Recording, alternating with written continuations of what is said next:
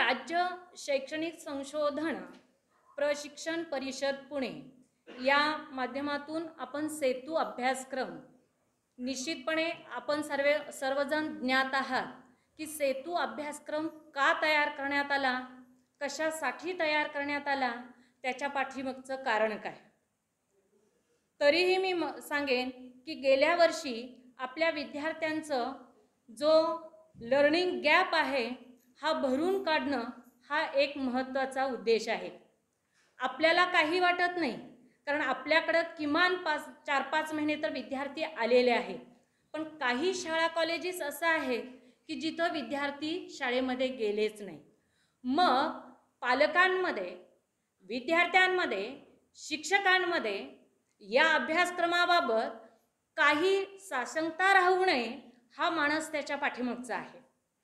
आणि म्हणून मागील इयत्ता म्हणजे आत्ता जर विद्यार्थी 10वी मध्ये असेल तर त्या ठिकाणी आपण 9वीच्या दृष्टिकोनातून जे अभ्यासक्रमामध्ये सलगता आहे ती अध्ययनक्षमतेच्या अनुषंगाने लक्षात घ्यायची आहे आणि तो पाठ्यक्रम त्याच्या समोर ठेवायचा आहे. याच्यामध्ये येतं ते म्हणजे शिक्षकाचं कौशल्य येणार आहे सर आता. कारण मला एका दिवसामध्ये एक पाठ विद्यार्थ्यांच्या समोर ठेवणार आहे आणि तो कसा ठेवायचा आहे. आता हे सांगत असताना शासनाचा उद्देश एकच आहे की माझ्या विद्यार्थ्याला महाराष्ट्रामध्ये दर्जेदार शिक्षण मिळालं पाहिजे. आणि हे मिळत असताना आमचे शिक्षक हे गेल्या वर्षाचा लर्निंग गॅप भरून काढण्यासाठी ती अध्ययनक्षमता विचारात घेणार आहेत आणि सद्यस्थितीमध्ये त्या ठिकाणी त्यांना घेऊन जाणार आहेत. म्हणजेच या ठिकाणी तुमच्या लक्षात आलं असेल प्रिव्हियस नॉलेज त्याचं काय आहे हे लक्षात घ्यावं लागेल आणि मग करंट नॉलेजला त्याला टच करावं लागेल. आलं का बघा लक्षात. मग तुम्ही म्हणाल ह्याच्यामध्ये हे कसं. 5वी 6वी पासून जर आपण अभ्यासक्रम पाहत गेलो तर अध्ययन निष्पत्तीचा अभ्यास केला तर निश्चितपणे आपल्याला लक्षात येतं की ती प्रत्येक अध्ययन निष्पत्ती ही ज्या इयत्तेमध्ये आपण येऊन पोहोचतो तिथं येऊन ती पोहोचलेलीच आहे. कारण त्याचा संदर्भ घेतल्याशिवाय आपण पुढील इयत्तेमध्ये शिकू शकत नाही. आता 10वीला जरी आपण असलं तरी 5वीला इतिहास म्हणजे काय आणि इतिहासाबाबत असणारा दृष्टिकोन हा जागृत 10वीला सुद्धा करावा लागतो. मगच पुढे वाटचाल करावी लागते, मगच त्या विद्यार्थ्याला इतिहास लेखन म्हणजे काय कळतं. मग हा जो काही कोर्स आहे हा इयत्ता 2री ते 10वी पर्यंतचा कोर्स आहे. 45 दिवसाचा कोर्स आहे. हे सगळं आपण ज्ञात आहात. याच्यामध्ये 3 चाचण्याही दिलेल्या आणि त्या चाचण्या 15 दिवसानं आपण त्या ठिकाणी घ्यायच्या आहेत. पहिल्या 15 दिवसांनी एक आहे, दुसऱ्या 15 दिवसांनी एक आहे आणि पुन्हा त्या ठिकाणी 45 दिवसांनी 3री चाचणी आपण घ्यायची आहे. वर्कशीट आपण जर पाहिलं तुम्ही डाउनलोड करून घेतलेला असालच, पण हे वर्कशीट इयत्तानिहाय विषयनिहाय अतिशय सुंदररित्या प्रत्येक विषयानुरूप तयार केलेलं आपल्याला त्या ठिकाणी दिसतं. आणि यामध्ये पालकांची मदत घ्यावी लागणार आहे, शिक्षक स्वतः देखील त्याला प्रेरित करावं लागणार आहे विद्यार्थ्याला. मग त्या विद्यार्थ्याचं अध्ययन त्या अध्ययन निष्पत्तीच्या अनुषंगानं होणार आहे. हा देखील भाग महत्त्वाचा आहे. आणि म्हणून मला या ठिकाणी सांगायचं आहे जरी विद्यार्थी केंद्रित हे जरी असलं तरी ते कृतीयुक्त आहे हे त्या वर्कशीटमधून आपल्याला त्या ठिकाणी दिसतं. आणि म्हणून मी या ठिकाणी सांगेन की पालक शिक्षक यांच्या मदतीनं तो काम करणार आहे प्रत्येक दिवसाचं. आणि हे करत असताना आपली देखील जबाबदारी तितकीच आहे की तो घटक त्या दिवसाची कृती त्या विद्यार्थ्याची कशा पद्धतीनं त्या ठिकाणी झाली पाहिजे. आपण फक्त मोटिवेशन आपल्याकडे स्किल राहणार आहे ते की आपण कितपत आणि कसं त्या विद्यार्थ्याला त्या धड्याच्या अनुषंगानं ज्ञान द्यायचं आहे. मग यामध्ये याची अंमलबजावणी कशी करायची आहे आपण तर शासन निर्णय आहे आपल्याला माहितीच आहे की 1 जुलैपासून त्या ठिकाणी 14 ऑगस्टपर्यंत हा कोर्स असणार आहे. मग याच्यामध्ये क्षमता विकसित होण्यासाठी काही कृतीनिहाय कार्यसुद्धा दिलेलं आहे. आता मी मगाशी तुम्हाला सांगितलं. आणि मग विद्यार्थी पालक यांच्या दृष्टिकोनातून योग्य त्या सूचना आपण देऊन पालकांना देखील त्या ठिकाणी ती कृती करण्यास सांगणं ही सुद्धा जबाबदारी आपली राहणार आहे. एवढंच नव्हे तर यामध्ये पूर्वज्ञान विद्यार्थ्याचं जागृत करायचं आहे आणि त्याची क्षमता विकसित होईपर्यंत ती संपूर्ण कृती आपल्याला दिसणार आहे. त्याच्यावरती आता आपण चर्चा करणारच आहोत. पण एक लक्षात घ्या, क्षमता विकास होण्यासाठी कृती ही यामध्ये खूप महत्त्वाची आहे. कारण विद्यार्थ्याला नेमकं काय अध्ययन झालेलं आहे हे आपल्याला कृतीशिवाय लक्षात येणार नाही आणि हे आपण लक्षात घेतलं पाहिजे. मग याचा उद्देश काय सेतू अभ्यासक्रम तयार करण्याचा? तर अतिशय महत्त्वाचा की या कोविड काळामध्ये सुद्धा विद्यार्थी जसा वर्गामध्ये शिकत होता तसाच तो आनंदाने शिकला पाहिजे आणि तितकाच तो तन्मयतेनं त्याचं अध्ययन सुद्धा झालं पाहिजे. क्षमता विकसित करणं, अध्ययन निष्पत्ती रुजविणं, मागील अभ्यास भरून काढणं हे सगळं आपल्याला त्या ठिकाणी करावयाचं आहे. मग अध्ययन नेमकं काय होणार विद्यार्थ्याचं? पुढेही प्रश्न आपल्याला त्या ठिकाणी येतं. तर विद्यार्थ्याचं अध्ययन होत असताना त्याचा मौखिक विकास होणार आहे, त्याचा लेखनाचा विकास होणार आहे. कारण पुस्तकामध्ये जसे कृतीच्या माध्यमातून बघा वेगवेगळी चित्र आहेत, नकाशा आहेत, आलेख आहेत, चौकटीमध्ये माहिती दिलेली आहे. चर्चा करा, त्याला अधिक ज्ञान वृद्धी होण्यासाठी त्याला मदत केलेली आहे. तसंच या 45 दिवसामध्ये सुद्धा खूप रंजकता त्या कृती आराखड्यामध्ये दिलेली आहे आणि तुम्ही आम्ही सर्वांनी मिळून ते करूया हे मला असं वाटतं. ठीक आहे, आता आपण थोडंसं हे तुम्हाला थोडंफार माहिती झालं असावं की काय आहे सेतू अभ्यासक्रम किंवा काय का नेमकं ह्याच्यामध्ये घेणं गरजेचं आहे हे लक्षात आलं. आता मी थोडंसं पुढं जाईन की तुम्हाला 45 दिवसाचा जो काही आराखडा दिलेला आहे, कृती आराखडा, ते कसं राबवायचं किंवा नेमकं काय केलं पाहिजे. आता मी सामाजिक शास्त्र म्हणजेच इतिहास आणि राज्यशास्त्र विषयाच्या अनुषंगानं उदाहरण जरी सांगितलं तरी तुमच्या लक्षात निश्चितपणे येईल. कारण सोपं आहे, पण ते समजलं तरच त्या ठिकाणी आपण ती कृती निश्चितपणे आपण सफल करणार आहोत हे मात्र निश्चित. आता पहिल्यांदा एका कृती आराखड्याबाबत 2-1 मिनिटामध्ये मी तुम्हाला माहिती देईन आणि मग त्याच्यावरती काय शंका असतील तर तुम्ही त्या ठिकाणी विचारू शकता. बघा, ज्ञानसेतूवरचे वारकरी आपण, ज्ञानदेवतेला अर्पिले आम्ही.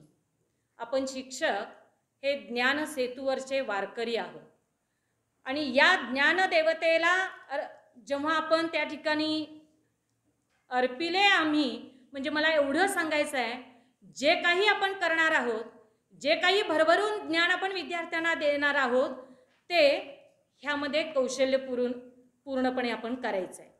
मग तुम्ही थोडासा तुमचा आराखडा समोर धरला तर तुमच्या लक्षात येईल. मी अतिशय सोप्या भाषेत तुम्हाला तुमच्या समोर ठेवेन.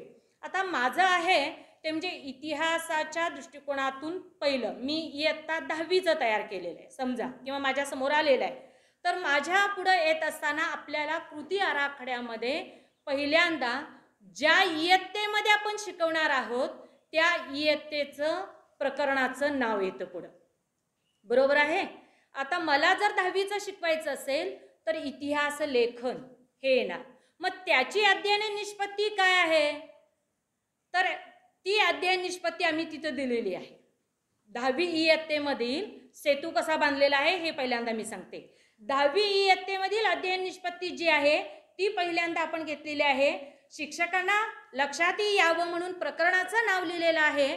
मग मला हा सेतू बांधायचा आहे कुठं? तर मागील इयत्तेकडे जायचं आहे मला. बरोबर आहे का? मग मागील इयत्ता म्हणजे 9वी. या 9वीमध्ये पुन्हा प्रकरण टू प्रकरण असं अध्ययन निष्पत्ती बांधली जात नाही किंवा सेतू बांधला जात नाही. सगळ्यात महत्त्वाचं, सेतू बांधत असताना एखादी अध्ययन निष्पत्ती पहिल्या प्रकरणावरती देखील त्या ठिकाणी बांधली जाईल. तीच अध्ययन निष्पत्ती 4थ्या धड्यातल्या कुठंतरी छोटं पॅरेग्राफमध्ये माहिती आलेलं आहे तिथं बांधली जाईल. तीच अध्ययन निष्पत्ती 9व्या धड्यात एक ओळ फक्त कुठंतरी आलेला आहे तिथं देखील ती अध्ययन निष्पत्ती बांधली जाणार. असं नाही आहे की ती अध्ययन निष्पत्ती त्या धड्याची त्याच धड्याला असेल असं नाही. हे आपण शिक्षकांनी लक्षात घेतलं पाहिजे. आणि त्यानुसार आपल्याला काय आता एक माहिती पाहिजे, संपूर्ण पाठ्यपुस्तक हे ज्ञात पाहिजे याच्यासाठी. कारण या पानावरती हे असेल तर या अध्ययन निष्पत्तीशी निगडीत मला त्या पानावरती जाऊन तो कंटेंट त्याच वेळी त्या विद्यार्थ्याला त्या दिवसासाठीच मला पोचवायचा आहे. हा भाग महत्त्वाचा आहे. बघा तुमच्या लक्षात आलं का? मग हे उलट सोपं करून दिलेलं आहे आपल्याला शासनानं. आपण काय करतोय, प्रत्येक धड्याचं किती विस्तार रूपानं सांगत जातो, खूप अधिक दृढीकरण आपण करत जातोय. पण हे काय केलेलं आहे, अध्ययन निष्पत्ती जोडल्यामुळं मी खरोखर अभ्यासक्रम पाठ्यपुस्तक महामंडळामध्ये काम करणाऱ्या व्यक्तीला देखील सलाम दिलं हे काम करत असताना. कारण अतिशय चाणाक्षपणे जर बघितलं, म्हणून मला बाळीके सरांची सुद्धा अतिशय मला त्यांचं कौतुक देखील वाटलं. मी लगेच त्यांना फोन देखील केलेला होता. कारण बरोबर ती अध्ययन निष्पत्ती त्या प्रत्येक सब युनिटशी सुद्धा टच होत असते आणि तिथं कंटेंट तो पूर्ण होतच असतो. म्हणजे तुमच्या लक्षात आलं का? बघा, 45 दिवसामध्ये माझं पाठ्यक्रम पुस्तक पूर्ण अध्ययन क्षमतेमुळे विद्यार्थ्यांपर्यंत जाणार आहे. पण असंही एखादं अपवादात्मक आहे की एखादी अध्ययन निष्पत्ती कुठंच लागू होत नाही.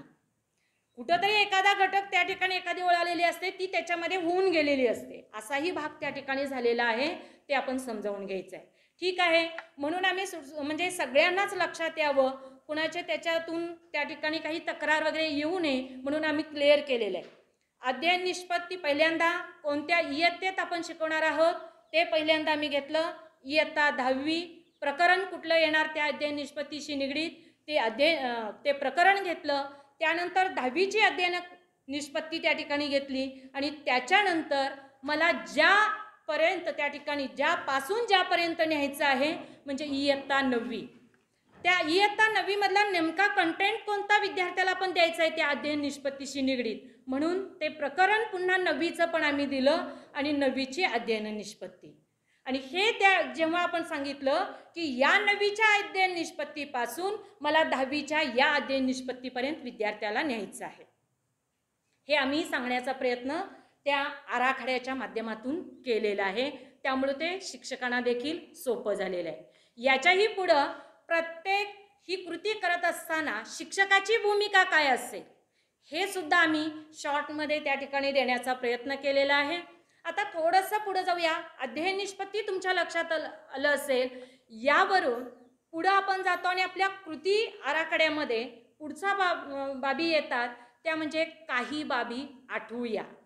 आपण विद्यार्थ्याला अध्ययन निष्पत्ती समोर ठेवलेली आहे. या इयत्तेमध्ये त्याला शिकवत असताना त्याला आठवतं काय म्हणजे मागं वळून पाहायला त्याला लावायचं आहे. कारण मी मगाशीच सांगितलं, मला जर आता हा कंटेंट शिकवायचा असेल तर पाठीमागून बऱ्याच इयत्तेमध्ये त्यानं ग्रहण केलेलं असणार आहे. म्हणून त्याला पूर्वज्ञान जागृत करायचं आहे आणि त्या पूर्वज्ञानावर आधारित काही प्रश्न विचारलेले आहेत. आणि मग त्यासाठी जर मला 10वीचा इतिहास लेखन पाश्चात्य परंपरा शिकवायचं असेल तर त्या विद्यार्थ्याला इतिहास म्हणजे काय माहिती पाहिजे. आतापर्यंतच्या इतिहासामध्ये त्यानं कोणकोणत्या कालखंडाचा अभ्यास केला हे त्याला माहिती पाहिजे. किंबहुना त्यानं इतिहासाची माहिती आपण आतापर्यंत कशावरून घेतलं हे त्याला जागृत झालं पाहिजे. तर अशा पद्धतीचं त्याचं पूर्वज्ञान जागृत करणं हे खूप गरजेचं आहे. आणि मग त्याला मदत हवी का असा दिलेला आहे बघा. तुमच्या डाउनलोड केला असाल तर त्याच्यामध्ये लक्षात येईल तुम्हाला. मदत हवी का म्हणजेच काय, तर त्याला पूर्वज्ञान जागृत झाल्यानंतर त्याच्या लक्षात येणार आहे की मदत हवी म्हणजे आपण त्याला फक्त मोटिवेशन करायचं आहे, सगळं डिटेल पण हे करायचं नाही. विद्यार्थ्याला फक्त प्रेरित करण्याचं काम आपण या ठिकाणी करायचं आहे. मग तिथं दीक्षा ॲपच्या लिंक दिलेले आहेत. दीक्षा ॲपच्या लिंकसुद्धा तुम्ही जर पाहिला तर तुमच्या लक्षात येईल, जे डायरेक्ट ओपन होतात दीक्षा ॲपशी त्याच लिंक दिलेल्या आहेत. यूट्यूबशी ज्या होतात त्या लिंक त्यामध्ये टाकलेल्या नाही. म्हणजे फक्त डायरेक्ट ओपन होतात तेच लिंक त्या ठिकाणी दिलेलं आहे. किंबहुना सगळ्यात महत्त्वाचं म्हणजे आपलं पाठ्यपुस्तक हे सुद्धा मदतीसाठी खूप महत्त्वाचं आहे. पण मलाच प्रश्न असा पडलेला होता, मी मांडलेला देखील होता, जर विद्यार्थी म्हटले पाठ्यपुस्तक आम्ही जमा केलं गेल्या वर्षीचं, साहजिकच आहे जमा केलेले आहेत, काही मुलं म्हणणार आम्ही देऊन टाकलं. हा प्रश्न जेव्हा येतो तेव्हा आत्ताच मगाशी हिंगलजे सरांनी मला वाटतं सांगितलं की PDF च्या माध्यमातून आणि त्याच्याही पुढे जाऊन मी म्हणेन आपण अशी माहिती विद्यार्थ्यांना देऊया की त्याला पाठ्यपुस्तकाची सुद्धा गरज भासणार नाही. असंच आहे या ठिकाणी. त्यामुळे त्याला तीही गरज भासणार नाही असा उद्देश ठेवून आपण या ठिकाणी हे करूया. तरीसुद्धा दीक्षा ॲपच्या लिंक दिलेल्या आहेत. आपण आपल्या कौशल्यानुरूप त्या ठिकाणी विद्यार्थ्यांना जे जे द्यावं लागतं, जी जी मदत द्यावी लागते ते मदत त्या ठिकाणी देऊया. म्हणजे आपल्याला मदत हवी का हे त्या ठिकाणी क्लिअर होऊ शकतं. आता पुन्हा येतो तो प्रश्न म्हणजे कृती करा. आता विद्यार्थ्यांना काय करायचं आहे तर ते पहिल्यांदा त्यांना लक्षात घेतलेलं आहे, माहिती घेतलेली आहे, बरोबर आहे का. पाठ्यपुस्तकाचा आधार त्याला आवश्यक असेल तर त्यानं घेतलेला आहे. बरं तेही झालं तर त्यांना कृती करायचं आहे. जर त्याला समजलं असेल तर तो कृती करणार आहे. मग कृती करत असताना तक्त्याद्वारे किंवा इतर आपलं शैक्षणिक साधन वापरून आपण जेणेकरून मला या घटकानुरूप त्याच्यापर्यंत काय व्यक्त करायचं आहे, माहिती द्यायचं आहे, हा आधार घेऊन आपण तिथं स्पष्ट करायचं आहे. शैक्षणिक साधनांचा वापर करू शकतो आपण किंवा त्या घटकानुरूप तुम्हाला जे जे आवश्यक आहे ते पोचवू शकतो. त्यानंतर विद्यार्थ्याला काय समजलं, साधनावरून खऱ्या अर्थानं जे जे आपण सांगितलेलं आहे त्यावरून विद्यार्थ्यांची कृती लक्षात घ्यायची आहे आणि त्यावरून विद्यार्थ्याला त्या ठिकाणी काय समजलं हे देखील आपण त्याद्वारे काढून घ्यायचं आहे. पुन्हा जर त्याला समजलं नसेल त्यावरून सुद्धा तिथं सुद्धा प्रश्नच दिलेले आहेत, तुम्हाला लक्षात आलं असेल तर अधिक माहिती साठी सुद्धा आपल्याला पाठ्यपुस्तक पुन्हा ॲप लिंक वगैरे त्या ठिकाणी दिलेले आहेत त्याचा वापर तो त्या ठिकाणी करू शकतो आणि त्या आधारे स्वाध्याय आणि मूल्यमापन तो सोडवू शकतो. निश्चितपणे स्वाध्याय, मूल्यमापन किंवा प्रत्यक्षात विद्यार्थी करतो किंवा नाही या सगळ्या बाबी जर बघितल्या तर प्रामुख्यानं पालकांची भूमिका देखील तितकीच महत्त्वाची त्याच्यामध्ये आहे आणि यामध्ये पालकांना देखील वाटणार नाही की माझ्या विद्यार्थ्याचं गेल्या इयत्तेमध्ये हे नुकसान झालेलं आहे. त्यामुळं अतिशय सुंदर असा हा सेतू आराखडा या ठिकाणी आपण ठेवलेला आहे. शासनाच्या दृष्टिकोनातून जर बघितलं हा खरोखर चांगला स्तुत्य असा असणारा हा उपक्रम आपल्याला म्हणावा लागेल आणि तो आपण विद्यार्थ्यांपर्यंत पोचवूया हेच या ठिकाणी मी सांगेन. तर कोणाला काही शंका असतील तर त्या ठिकाणी विचारू शकता, अन्यथा मी इथं थांबते. धन्यवाद.